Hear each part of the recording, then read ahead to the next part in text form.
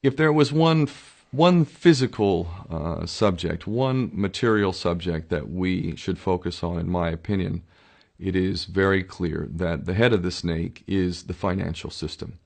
We can argue till the end of time about who runs the world. Is it the Jesuits? Is it the reptilians? Is it the Illuminati? Is it the Freemasons? We can go on and on and on and on about this. But I don't think it is reasonable to even begin arguing about the mechanism that is used to exert this control. The mechanism is finance. The whole point of finance is to indebt, otherwise to enslave. What is a mortgage? I mean, what does that stand for? It's a death grip.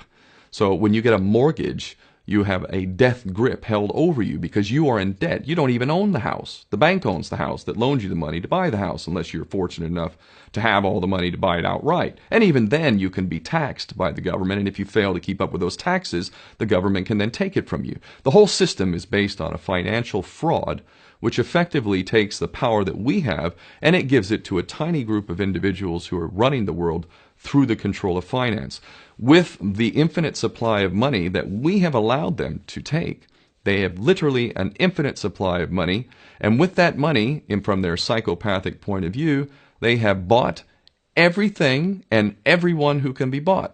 So those of us who cannot be bought, because we operate on a level that goes way beyond the material, we are not rewarded for such behavior. We are punished for such behavior. And the most slovenly, disgustingly criminal, pedophilia, corrupt moral individuals, those are the ones that are rewarded in this system, which is upside down. We reward the pedophiles, we reward the corrupt, we reward the liars, we reward the people with no morals at all, and usually we compromise them under this system in terms of maybe a videotape. Maybe Barack Obama is gay. Maybe we have videotape of him having sex with another man, or perhaps some other acts that may be not so popular amongst many of the electorate. Or maybe we have videos of political leaders having sex with little boys or little girls. If I was in charge of the world and I was a psychopath and completely drunk on my own power, you can bet damn sure that's what I would do. I wouldn't allow anyone in a position of power who wasn't completely compromised. When you have an infinite supply of money, you can do this. Take that supply of money away, take that power back, put it in the hands of the people, get rid of fractional reserve banking, which is an obscenity in itself. Listen to the lessons of Jesus Christ if you're a Christian who got really pissed off when he went to the temple and he saw what the money changers were doing.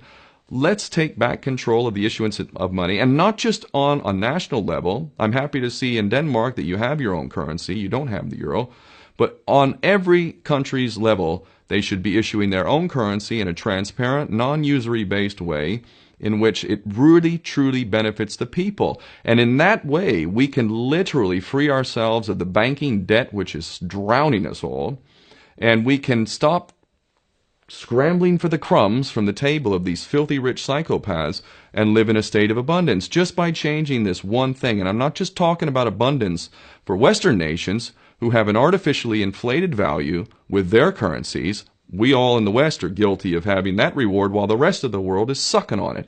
Every nation in the world can use a sensible financial policy to liberate themselves, to have world-class education, infrastructure, everything that a healthy society would require can be had in the worst, most corrupt African country, in any part of the world. We can all have that if we simply change that one thing.